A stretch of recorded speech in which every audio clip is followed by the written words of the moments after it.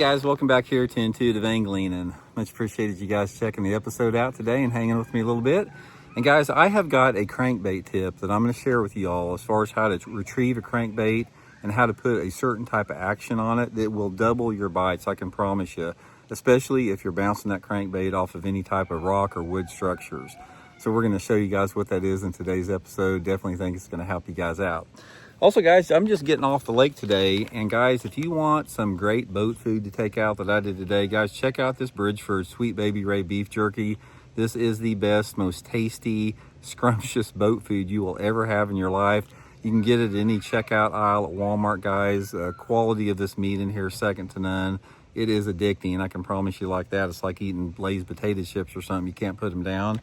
And also guys, real quick, we're going to be talking about one of my favorite crankbaits today, which is the Megabass S crank. Guys, we're going to talk about a lot of different crankbaits, but specifically I want to talk about how to put action on a square bill crankbait and some other shallower crankbaits. I will have the Megabass S crank in my tackle warehouse link in this video description if you guys would like to pick up a couple. I helped design this crankbait with Edwin Evers about probably 15 years ago. The attention to detail, the quality on this, it is the best square bill you can buy. So you can check that out in the link in the description there.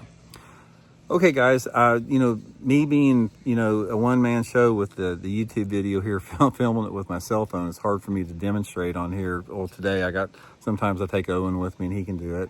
But what we're talking about today is how to generate a strike from a bass from a crankbait, a trick that you can do to generate a strike with your retrieve.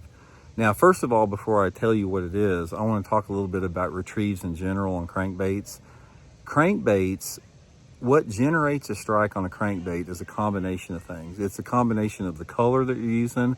It's a combination of the wobble, how it displaces or pushes water, the profile and the size of the bait, the configuration of it, whether it's silent or has rattles in it, and pretty much above a lot of different things, the retrieve of that bait is critical. Now, the retrieve that you have on there, it can be all over the place based upon a lot of different conditions. In most conditions or most situations, it's a combination of your water clarity, your water temperature, and the structure that you're fishing that will determine the retrieve. And it's all over the place. I mean, I use crankbait retrieves anywhere from a slow, steady retrieve to a burning fast stop and go retrieve, and everything in between. I'll use a medium fast, I'll use a medium slow, sometimes it's a straight, sometimes it's a stop and go, sometimes it's a pull, sometimes it's a twitch.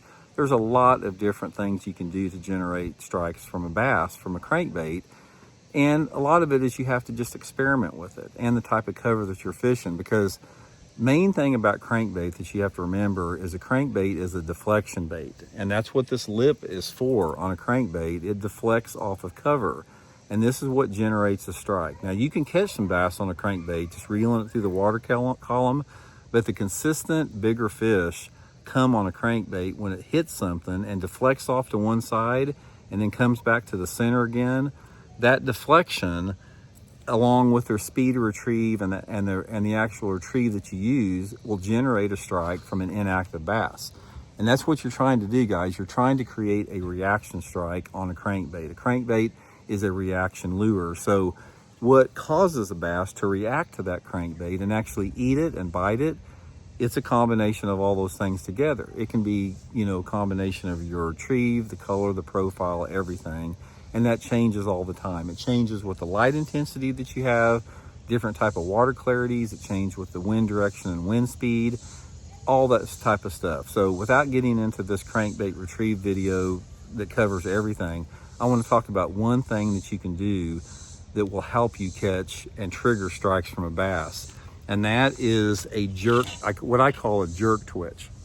So when I'm reeling my crankbait, guys, just pretend I'm reeling my crankbait through the water.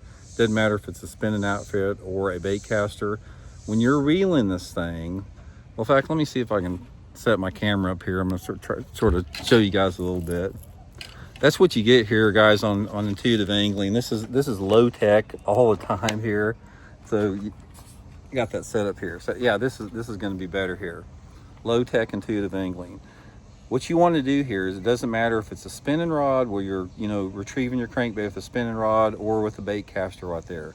I'll cast it out there like that, and I'm reeling it down. As I'm reeling it down, and it doesn't matter if I'm burning it or if I'm just fishing it slow, but what I'm wanting to do is I want to generate a reaction strike from the twitch. So what I do is I reel it, twitch it, reel it, twitch it, reel it, twitch it, reel it, twitch it, almost like I'm fishing a jerkbait. This is key, guys. I'm telling you, anytime, especially the water temperature is over 60 degrees and even colder, I'll just slow it down. So let's say, for example, it's, you know, water temperature is 55 degrees or low 50s. I'll throw it out there and I'll crank it down like that, and I'll twitch it like that, slow it down like that, twitch it like that. Or if I'm fishing in the summertime, like I'm fishing a square bill crankbait around lay down trees and dirty water or something, I'm reeling that thing fast, twitching it, reeling it fast, twitching it like that. That twitch from the rod tip like that will generate a strike from a bass like nothing else will. And it's sort of something that takes a little bit of practice, because you don't want to like jerk it like a jerk bait or something like that. You don't want to twitch it too hard, and you don't want to twitch it too soft. You want to twitch it just hard enough to get that bait to move erratically for a split second. And a lot of times that split second twitch like that is what will generate the strike, because these bass, they follow a crankbait a lot of times, and they will follow it on the bottom. And the thing that causes them to bite it is, unless you come back past an ambush point, is some type of erratic retrieve, something that just triggers some type of a primal instinct in them to go after that bait. And that little twitch thing, guys, is key. Now, we've talked about this before in jerkbait fishing. You guys that have followed my channel for a long time, you know that I go in detail about twitch, pull, pause, all that type of stuff. It's the same in crankbait fishing, guys. That little twitch is critical. And another thing about that twitch, let me show you one other thing here that'll help you guys out too, is if you're fishing real snaggy cover, say for example, it's really rocky out, or you're fishing around lay down logs, if you're reeling that crankbait and you just start twitching that rod tip like that as you're reeling it, it'll cause that crankbait to come over that object. It'll deflect off of rocks, it'll deflect off of wood.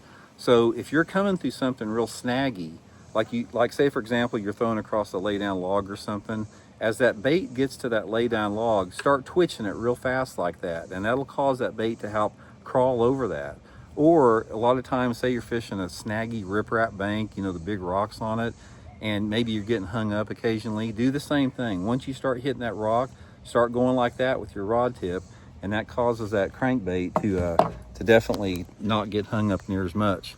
So anyway, guys, that's just a few tips as far as it's going to generate more strikes with you. It's the subtle things like that, guys, that make the difference between catching 5 fish in a day and 15 fish in a day. So anyway, hope it helps you out, guys. Appreciate it. We'll talk later.